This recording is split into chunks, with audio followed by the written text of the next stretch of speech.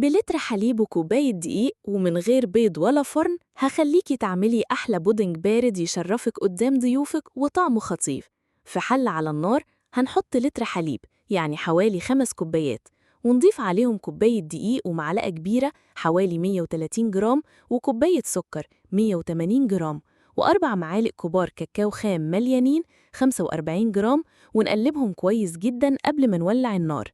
نشغل نار هادية ونفضل نقلب من غير توقف علشان الخليط ما يكلكعش وما يتحرقش من تحت. ولما القوام يبقى كريمي تقيل زي البودنج نسيبه شوية ثواني على النار، وبعدين نطفي ونضيف عليه معلقة كبيرة زبدة 25 جرام ونقلبها لحد ما تدوب خالص وتدي لمعة وطراوة للمزيج.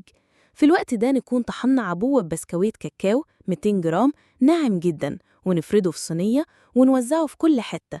بعد كده نصب البودنج السخن فوق طبقة البسكويت ونفرده كويس بمعلقة مسطحة علشان يتوزع بالتساوي. نسيبه يبرد في درجة حرارة الغرفة لمدة ساعة، وبعد ما يبرد نضرب كيس كريمة مخفوقة أو كيس كريم شانتيه مع كوباية حليب بارد لحد ما يبقى قوامها ناعم وكريمي، ونفردها فوق البودنج اللي برد ونوزعها كويس. وبعدين ندخل الصينية التلاجة ونسيبها ترتاح من 2 ل4 ساعات، وأول ما تطلع نقطعها مربعات أو شرايح ونزينها بالفستق المجروش أو أي توبينج تحبيه وقدميها، وهتشوفي نظرات الانبهار من أول لقمة.